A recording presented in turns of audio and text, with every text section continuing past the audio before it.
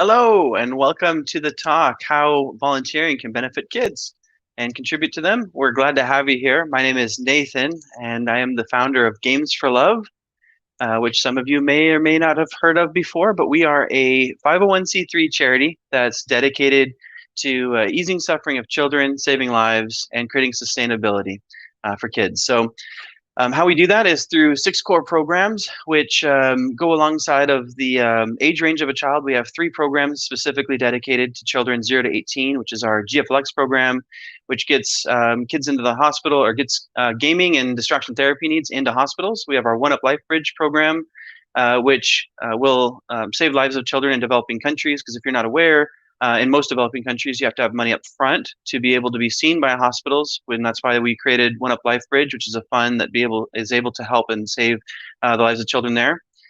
We also have our Kids of Code program, which teaches children how to code in as little as 90 days. We have a scholarship and internship program, and our League of Pros, which I'm excited because our internship and our League of Pros programs are usually what's of most interest for folks at conferences, which is what I'm talking about today.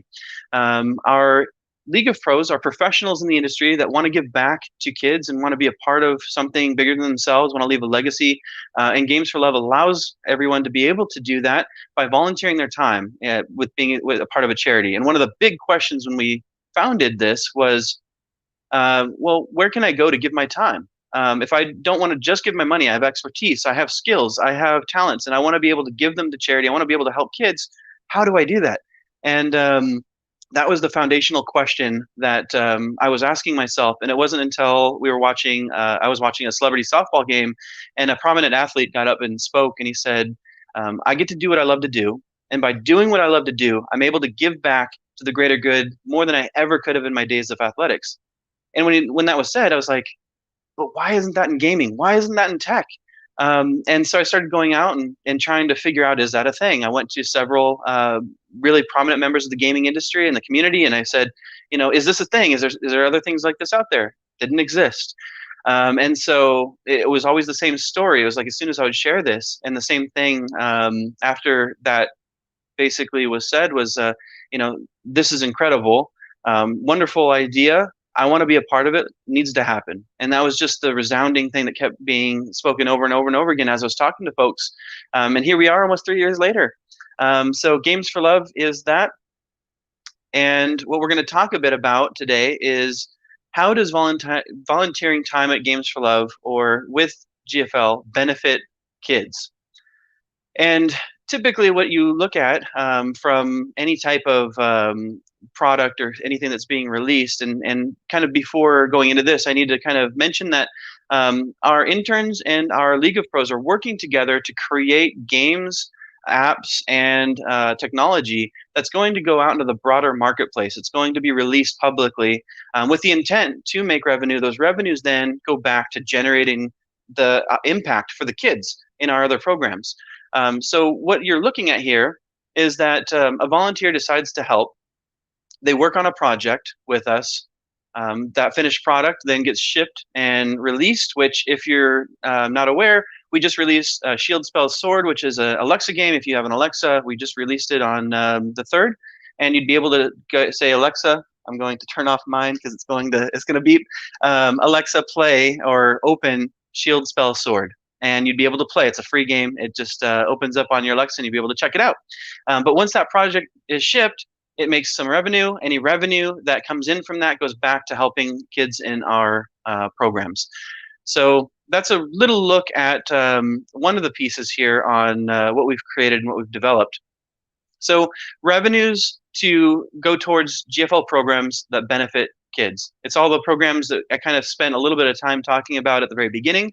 But your time is converted into money that fuels impact worldwide. So that's basically the first thing, is that you're able to then use your skills and talents and the knowledge and wisdom that you've acquired in gaming and technology and industry to be able to contribute to the greater good through those talents. Your individual impact could be more than you ever dreamed on your own. Conversion multiple can be applied 2 times, 10 times, 100 times. We don't know what a game that we create could do. We definitely have some data that we'll be sharing in just a moment. But the concept of this is however much you've been able to give to charity in the past. One of the key components of my life and something that I really think about a lot is that success is not how much you make. I've been in this industry for a long time, since 2007, and then even way beyond that in the entertainment industry, beyond going into games. And a lot of the conversations were, you're successful if you make X amount of dollars. You're successful if you're doing this or that. And what I learned is that true success isn't how much I'm making, but how much I'm giving. And I've really focused this aspect of my life to say I want to be somebody who gives, because that is what a successful person does, and that is how I can personally achieve success. Now, success is different for everybody, but at least for myself, that's what I found. And success is not how much I'm able to make, but how much I'm able to give. And so I've been focusing a lot on how can I give to charity, and not just through money, but through time, right? So the multiple that can be applied, could it be 1,000 times? Could it be power level 9,000? A funny little the reference there, if you get that one. When was the last time that you donated $16,000 to charity? I think the answer would be probably never. I mean, even for most wealthy individuals, they may have set up foundations, but for anybody who's not like a super wealthy person, an investor or a social investor, somebody who's constantly giving to charities, that's a pretty unique amount to give, right? Why that number? We'll get to that in a second.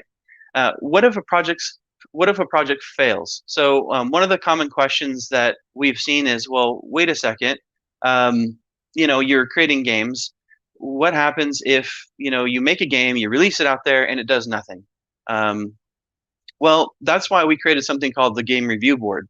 It includes prominent members of the game development community. They include investors, they include publishers, folks who run conferences, stuff like that, that are forming together to help us to make decisions on which projects to vet. So we have industry veterans that are coming in to help us to make the best decisions as we can to move forward. So our vetting process is comprised of game and tech industry pros. A project is pitched, and once we accept it, we then assist in the formation of the best team we can for each of these projects.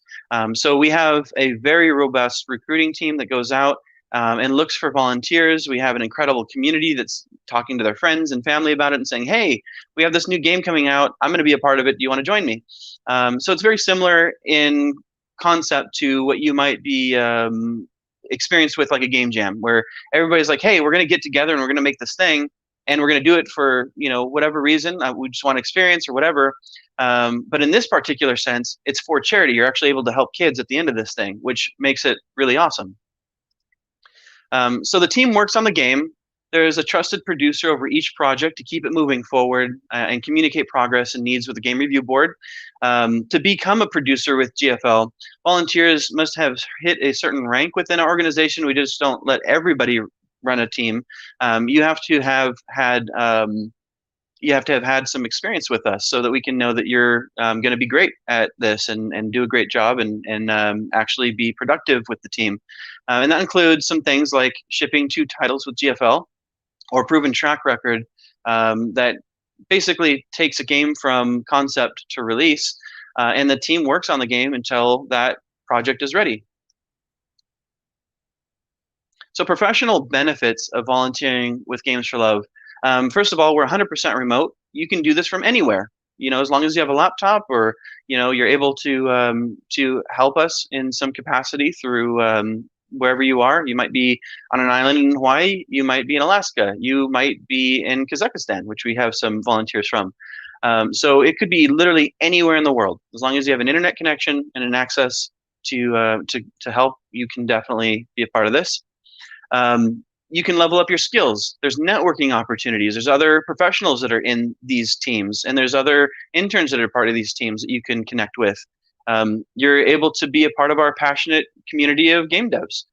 Volunteer grants, if your employer supports those. OPT and CPT programs. So if you needed to have OPT or CPT, we can help with that if you're here on an F1 visa. You get to work with other professionals. You get to be the change. You get to use your time for impact. You get to learn new skills, improve your portfolio, fun doing exciting projects. We have several. You get to be a part of Double the Donation if your employer is a part of that. Fulfill required volunteer hours if you need that. You get to mentor others if you're interested in that. Volunteer recognition and awards, which we have a volunteer awards coming up in January, where we give away recognition and awards, which is pretty awesome. So benefits of corporate involvement. So this is kind of more speaking to like your corporate involvement pieces of why it makes sense to want to volunteer and be a part of being with any type of impact with a charity. So I guess the first thing is that over $160 billion is spent on training and education every year. And there's an impact survey, and we can share these kind of pieces later if you'd like to have access to this deck. For the links, but they found that skill-based volunteering presents an opportunity for employers to develop their professional and leadership skills, and often results in increased productivity and ultimately increased employee retention. So that's a pretty important thing for employers to kind of consider, that it actually helps develop your employees and the people that are on your teams, and they are really excited about that.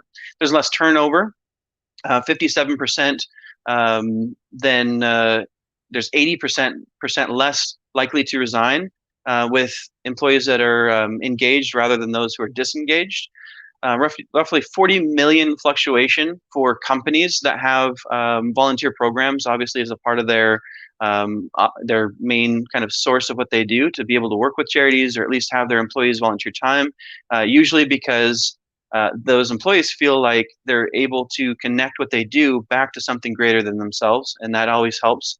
And then meaningful work means attracting the best. So Cone research has found that 79% of people prefer to work with a company that's socially responsible in some capacity.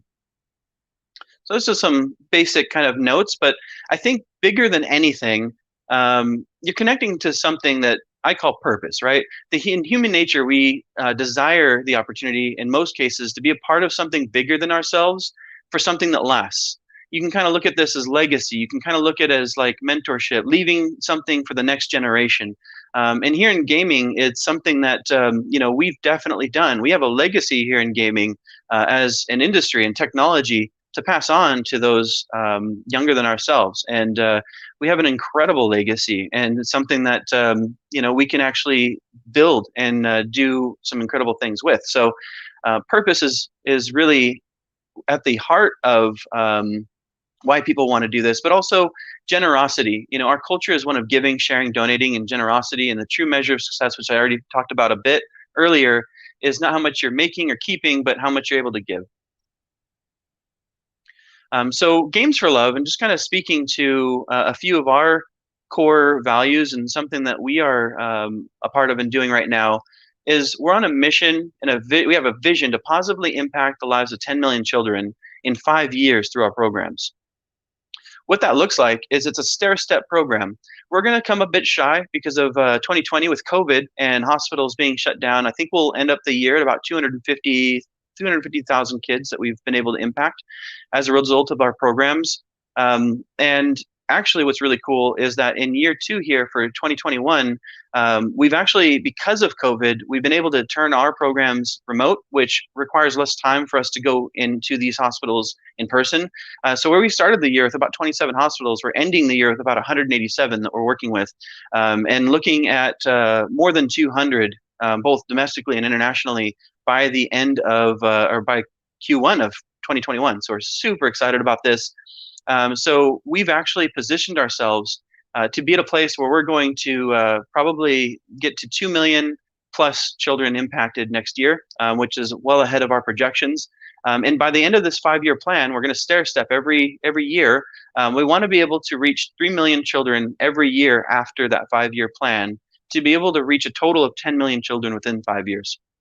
So a lot of really exciting things happening right now in that space, and everything that we're doing, which we're very happy about. But some of the need and the rollout plan, obviously, GFLX within North America, there's 364 million people. Hospitals, on average, if you kind of look at the stats, there's 73 million over 73 million children in the U.S., and there's a good amount of them that go to children's hospitals each year. And especially with our country is kind of really working with them and working with these hospitals. For example, here in Seattle, this is where I'm at. Over 250,000 children per year are seen at just one of our major hospitals in the U.S.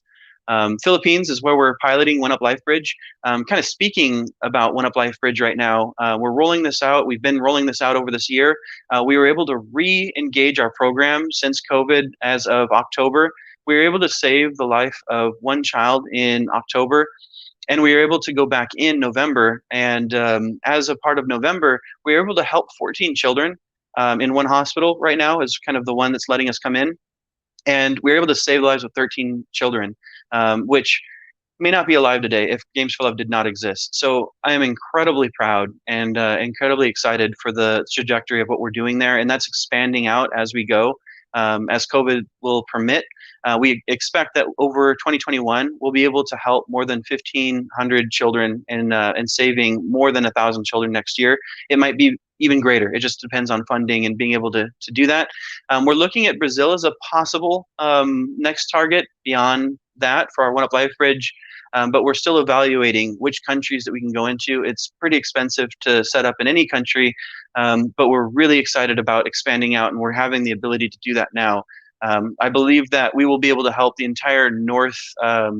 There's an entire side of the Philippines right now, between Olongapo and even down to Manila, that we will be able to help this next year. So I believe that we'll be able to cover a good ground. We won't be able to cover all the islands of the Philippines, but we'll be able to cover some pretty major territory this next year, and expanding out throughout the entire country.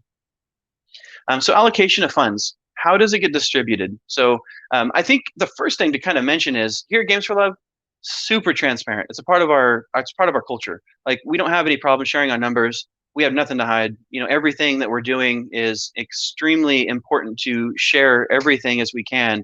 And so we are doing our best to do that. And it's one of our goals to make everything even more transparent. And I don't have a problem with sharing these things publicly. So we had a minimum annual budget this year of 5.1 million. That's kind of where we were trying to reach for. This is how this money gets attributed. So basically, how we work is that if you donated $1 to our organization, it breaks down the same exact way as if we had $100 million donated. And the easiest way to kind of think about this is that if $100 was donated, how does it break down? Well, for GFLX, that would be $36.30, $28.40 for One Up Life Bridge. Kids of Code is $8.80. Our scholarship program is $9.80. $2 for Interns International, 2.9 for marketing, conferences, outreach, and 2%, which is now what was merch, promo items, things that we used to give away in hospitals, is now shipping and a few other things that kind of go in there. But the concept of this, we're trying to push as hard as we can to give over 90% of what we bring in back out. And as we're able to raise more, we can get closer and closer to those goals. Right now, as a process of what we have going on, our admin is 9.8%, which is pretty awesome. The fact that we're able to keep that so low. And we're going to generally, over time, be able to decrease that amount and have more going out to charity as we move forward. So this next year, as an example, like this says 5.1 million. If you look at our data and numbers, then you would understand that $10 is what it takes for us to help 2.42 children. That breaks down to $4.13 on average to help one child. So if you take that number, expand it out to where we want to help 2 million children, it's a little over $9 million total is what we're trying to reach. So this is this year's goal, 9 million next year, for what we're trying to reach out for. And this is kind of the budget breakdown. This kind of shows our goals for this year. They have changed pretty drastically. We're now looking at increasing all of these pieces as we move forward. So we have a lot of impact that we've been able to generate and do this year. Like for this year example, as an idea, we had a goal of hitting 192 hospitals. We now have 187.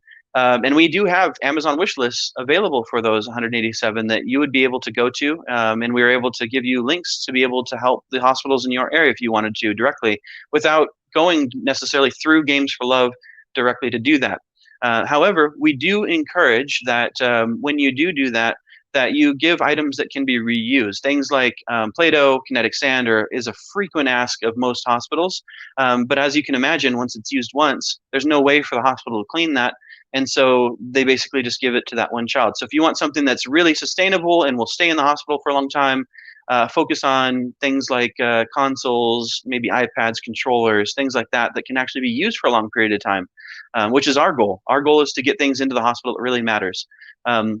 Yeah, in One Up LifeBridge, we've been evaluating our numbers. We found that the $50 average that we really wanted to hit, it's really taking about $100 to be able to help us to be able to reach and save a child. So there's a lot of data that we are collecting as a part of this process, and we're evaluating it all the time. So a look at this is one of those changes that's occurring.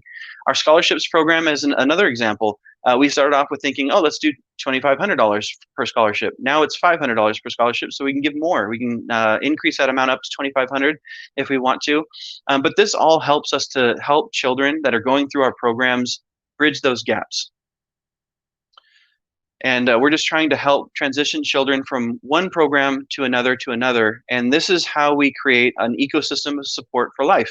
We're focused not just on basically placing a Band-Aid, but we're focusing on something more powerful than that, which is giving a community of support for life to children that need it beyond the hospital, beyond these life-threatening and difficult situations. And so that's kind of a good look at a good amount of our programs there. This is a general population by country and continent. This is just kind of something that we put in there just as a overarching kind of look.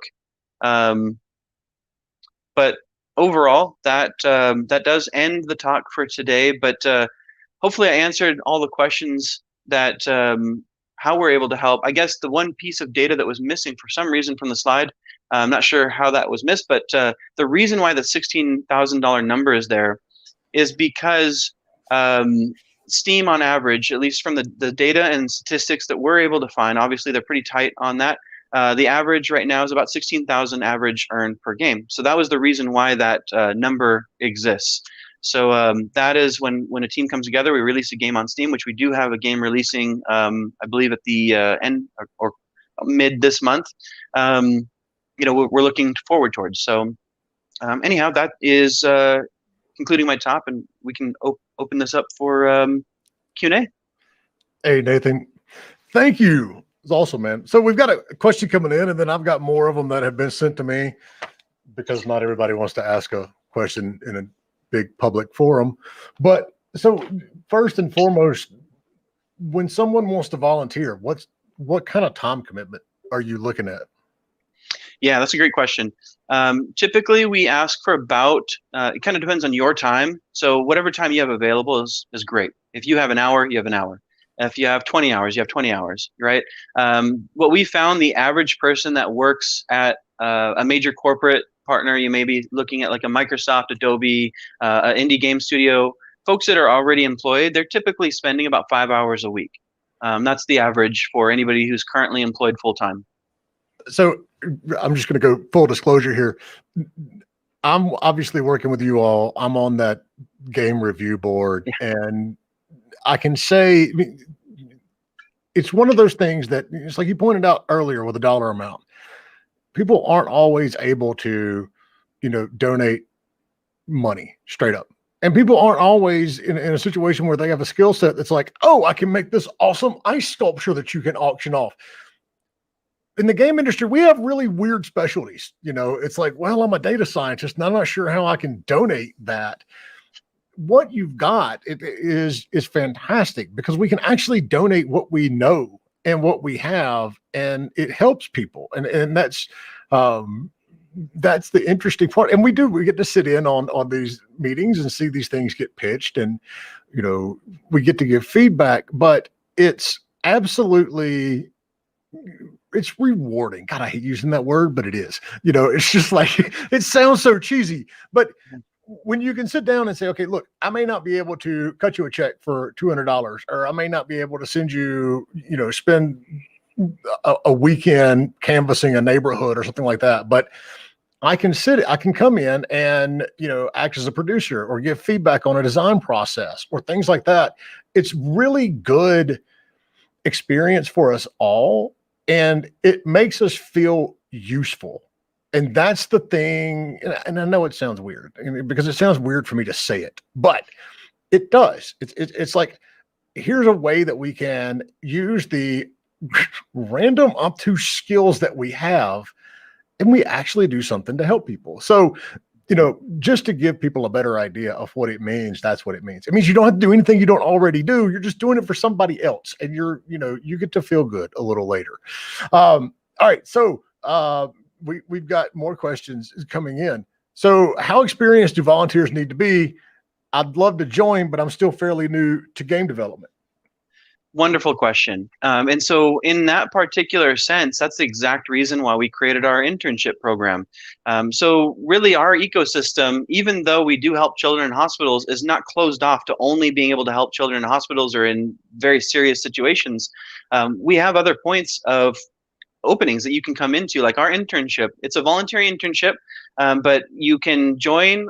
We go through a process. If you're selected for that internship, you get to join a project, you get to have some mentorship, and you're going through that project with mentors and working alongside of professionals that are already in this industry to be able to get more experience.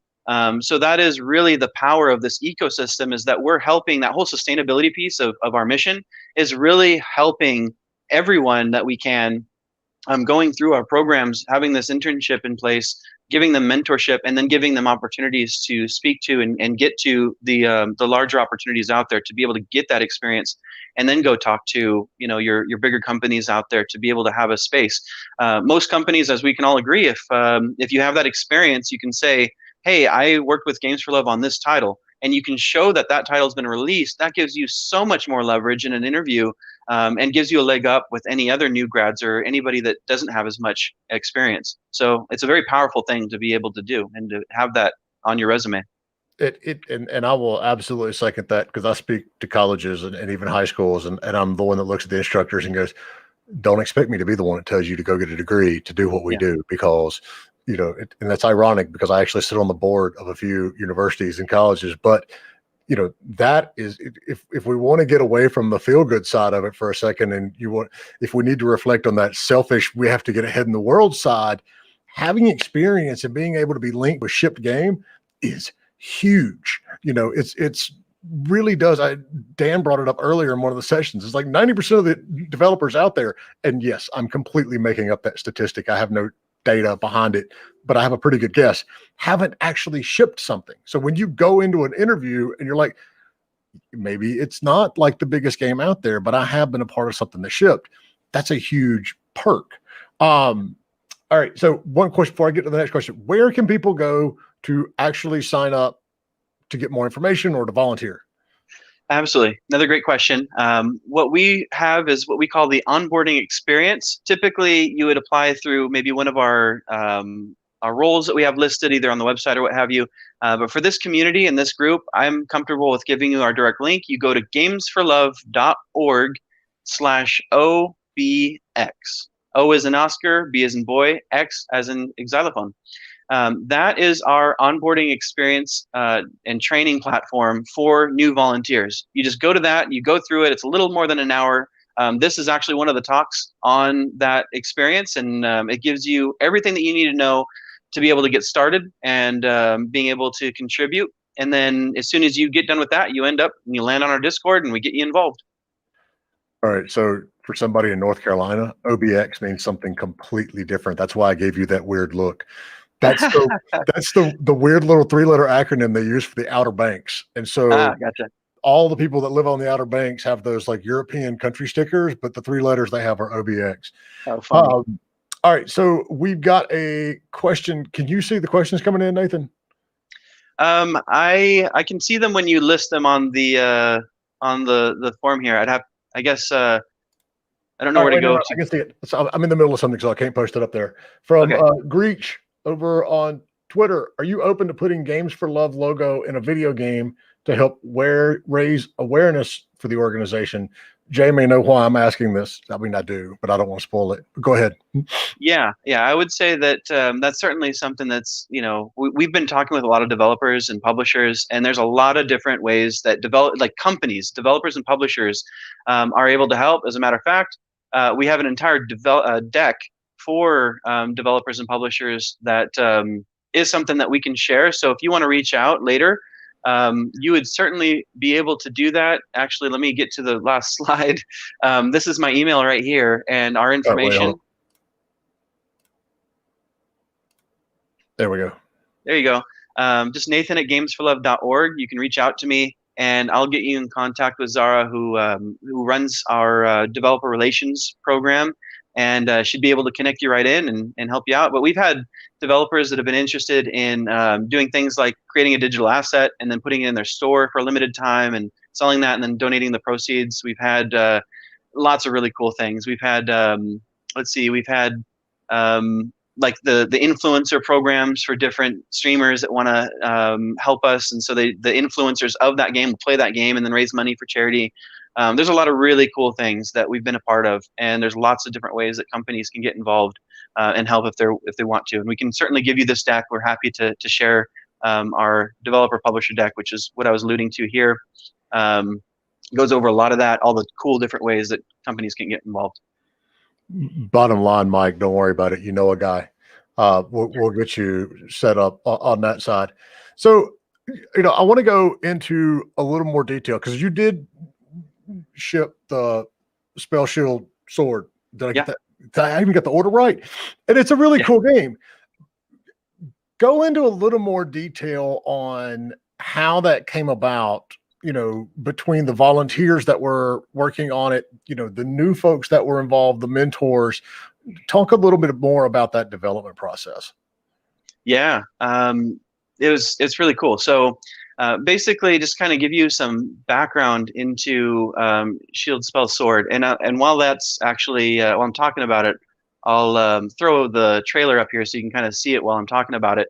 There's no video, no audio, so don't worry about it. But basically, the game itself with Alexa, it's an Alexa game. It's a sound game. I'd have been a part of several sound games in the past with a previous studio that I was working through and leading.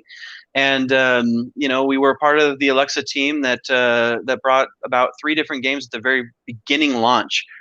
So kind of, I knew about the space, and it's just an exciting space because it's new. It's really interesting, and it really is emerging technology. Alexa's been around for a long time now, but we were one of the first developers to kind of be a part of that process. So when I came over to Games for Love, and we had a new producer that came and said, "Hey, I want to help. What can I do?" I said, "Well, we have this incredible team of volunteers that are on Python and other, they have other skills that are not your normal Unity skills.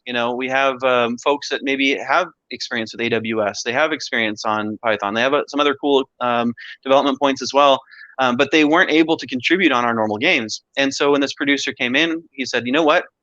This would be awesome. Let's go ahead and focus around this. So he basically, Adam L. came in and said, I'm going to design a game around this. He designed the entire concept of Shield Spell Sword, which is it's a rock, paper, scissor format, but you're battling monsters on Alexa as a part of that process. And so it's really fun. You get to just say, Alexa, open Shield Spell Sword. It'll open up. And then eventually, as we kind of go forward, there'll be some more adventures that you can go on other than this main core one. But that's kind of how it all got started, was just, our team of volunteers saying, hey, we want to be able to help, but we don't have normal, skills. How can we do it? So we created a project to be able to say, let's do it. Let's make it happen. And so we did. So how many people were on that team? That team consisted of 7 people total. And how long did it take to put together? I think it was about 3 or 4 months total that the team put the whole thing together.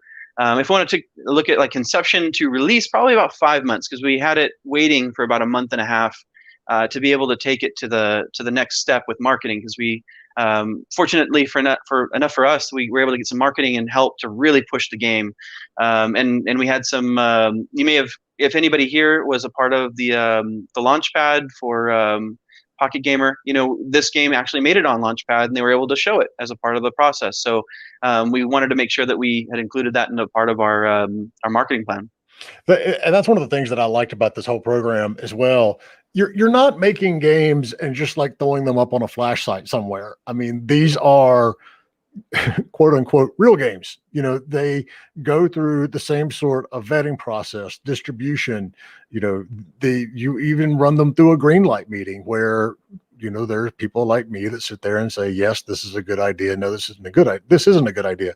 So from a volunteer standpoint, it's really something that less experienced people can come in and contribute and learn, and more veteran people can come in and advise and mentor and learn as well, to be honest.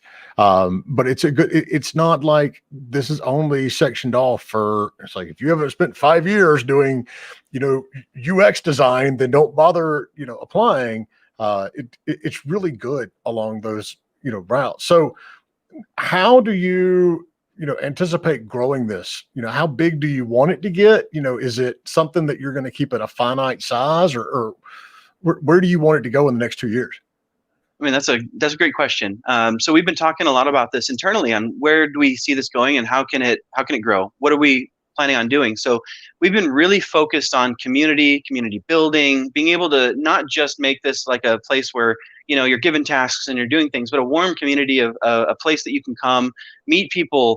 You're able to be a part of a broader community, and having events and things that are going on that are outside of just your norm, like, oh yeah, we're doing this task, we're going to make this character, we're going to do this thing. That's there, and you get to contribute to the charity by doing that. But also, we've been talking a lot about community. So we developed a term that we call community games, Games for Love community games. And as a part of community games, everybody that really this process that we've been creating, it's really that we want to make sure that the teams that are being formed are putting their efforts and time to the best possible games that we can, which is why we formed this game review board. Jay, thank you so much for being a part of that. But people like yourself are a part of this that help us to vet these games going through, to make sure that, one, we want to make sure that that as volunteers, we're not just wasting your time. We are actually taking this through the whole process, the whole gamut of this thing, what a normal industry game needs to have for strict quality standards, that we can actually get this thing so that we let you know that your time is valued. It matters. It really does matter. And we're not just shipping out a bunch of crazy stuff. And so in terms of like growth, it's this whole process that we've built, and we're continuing to build on what we call our projects department as a part of Games for Love, which is our community games. And so we've created this whole pipeline and process of folks that can come in, be a part of our community, join and be a part of just the community, or get more involved and actually take on tasks and projects and be there. And that whole team, that pipeline of people that are coming in, it's growing every day. But we really see this as something that we want to open up, have the community come in, take this on as your own. Like, if you want to help kids and you want to do it through your skills and abilities, do it. So we could see ourselves, we have this mentality in Games for Love that we call ourselves the 10K mentality, which is, what if we had 10,000 volunteers? What would that look like? And so we're creating systems and plans and processes that support that type of a massive amount of growth. Right now we have 600 volunteers, just to kind of give you an idea of where we're at currently, over 10 projects. But basically over this next maybe 5-year period, we could see ourselves growing to maybe 10, 20, 30,000 people. And so the 10K mentality is helping us to create all of our platforms, all of our systems, everything that we're doing in a capacity that'll help us to be able to support that many people, to be able to have as a part of our community and as a part of our ultimate development team, broader development team as a part of the community games. So that kind of speaks to at least the initial point. How big can it grow? I don't know. Like, we're actually setting up systems now where it could be as large as like 100,000 people. It could be 1 million people volunteering and being a part of this. We've seen some major game jam organizations that have blown up and just become, what they are. What happens if it's for charity, and all of a sudden everybody that's doing all these game jams and doing all these great games, they're creating quality stuff too. It's not just like, we're just trying to make something experimental, but it's like, where could this go? We don't know. It could be much bigger than what we ever thought or dreamed of.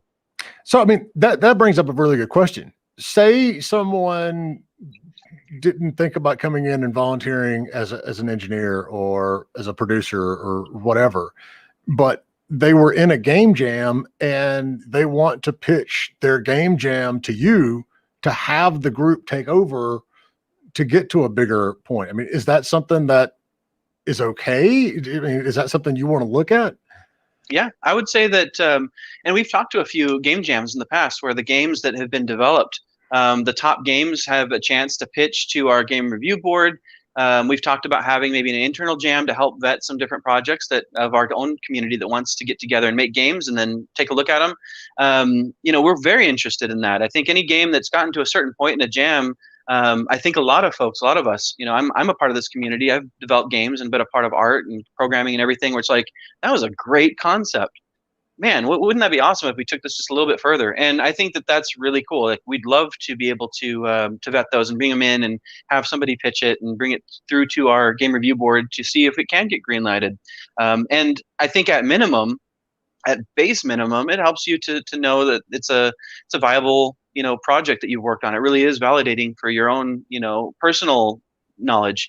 But beyond that, the ability to actually take this on, and we will get a team behind it. So if you come in and say, hey, I worked on this thing, my team wants to come in and help with this project, you can pitch it. If it gets approved, your team can come with you, and then we'll put more people that with what you need to get this thing actually out there, to be able to make that happen. So that's kind of the power of this. So we have a lot of volunteers and people that want to help, and they're getting behind stuff, and it's certainly interesting.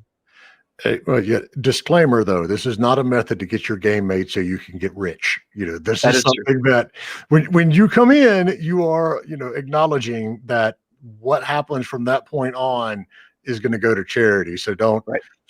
don't come in and go, I need free work for my game, and then we're just going to launch on Steam. Yeah. Not what the plan is.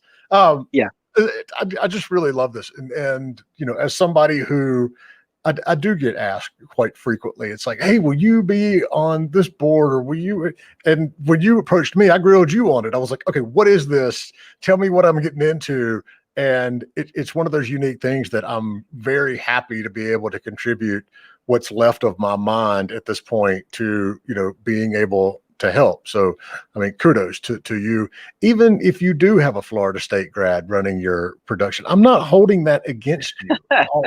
I don't know if she's watching right now, but anyway, I mean, so if you've gotten questions, anything else that you want answered or you want to bounce in front of Nathan, wherever you are, toss it out in chat. We'll get it answered. Do you have a dream game that you want to see made? For the We're kind of a bit working on it right now. I mean, there's definitely our largest project by far right now is, I think, a bit of a dream game, and it's incredibly ambitious. Who knew what we were thinking when we started this whole thing? But it's been working out so far. The game title is it's called Channel Surfing, and Channel Surfing is a VR anthology game with the concept of basically, you know what channel surfing is, but imagine if you were able to do that in VR. So you're able to kind of get all of these really unique, interesting worlds that you can kind of get at the flip of a switch, that we've interweaved a pretty amazing storyline into. The narrative is being written right now by he's an LA director and producer and writer, who's also on our board. We also have some really amazing things that are going on the partnership side. We've talked to folks like Paramount and Lionsgate and several other movie studios that want to actually help us to get real properties into the game so you can actually play real, things. And so I think in terms of like the dream game, like the fact that we're creating all of these unique worlds. We got Wizard of Oz in there. We've got oh man, we have like cooking channels, right? What we're talking about right now that we have developed that are so in depth. We're to the point now where we're talking about, okay, how can we knead dough in this? And it's releasing for Quest. How do we make bread? Simple, fun things like that have been incredible. And we've analyzed a lot of the VR games out there. Alex in particular with like water in a bottle. We've been able to simulate a lot of really incredible things. So I think in terms of like dream game, we're working on it. Our team right now is over 100 folks right now. I think 109 on this one project. We've already been working on it for what will be 9 months this coming month. And the team's been just absolutely so strong and just going so hard on it and doing such phenomenal, innovative work. I mean, I'm floored every week. I really am. The team's just been so incredible. How do you even, and this is probably a talk in and of itself, managing a development team of 100 people is a challenge. Managing 100 people remotely is a challenge on top of that. Managing Yeah, 100 people remotely who are volunteers and all have other jobs. How? yeah. How in the world do you do that? I think it goes back to each of the volunteers. First off, everybody in this community is so passionate. I mean, everybody comes in maybe for their own reasons, whether it's altruistic or wanting experience or etc. Your reasons are your reasons, but everybody that's coming into this is so passionate as a community that they just want to see something incredible happen, and they want to be able to help the kids. So I think ultimately it always goes back down to that. That's the core like foundation that we all stand on, is that this is for kids and it matters. It matters to them. They're seeing the impact that we're making as we're going. They're like, man, we're so excited when this thing releases. It's going to be big and it's going to help so many kids. Um, so that's kind of the first point. The second point is because we have skill-based volunteering, which most nonprofits, it's definitely a new thing in the nonprofit world. Like there's been like maybe a pocket group of folks that have done things here and there. At this scale, I don't know of anything that's been at this scale at this point. We've had to innovate a lot of technology and systems and processes at this point to allow us to do 10 different projects, let alone and then one project that we look at the top end of this could go up to about 250 folks on this one project over this next year. And so where we're at with it, we have to create new technology. We literally just created our own on-prem server to be able to help support our remote development processes, to be able to help us with because if you look at things out there like Azure and AWS or what have you, those systems and the things that you're having to use and to scale is so expensive. But because we're a charity, we're always looking for partnerships. So we've smartly done some really incredible partnerships to help us to get there. But really it goes back down to the skill-based volunteers and their, like you had mentioned, their crazy kind of unique skill sets. We have a guy named Jesse who helped us. He runs data centers for a local school district. And he said, you know what? I'm going to help you with all your networking. You won't have to worry about networking again. I got it covered for you. And so literally he came in and said, we're going to put this thing together. We're going to get you guys a server. We're going to get you all the equipment. Boom. We have a server. We have the equipment.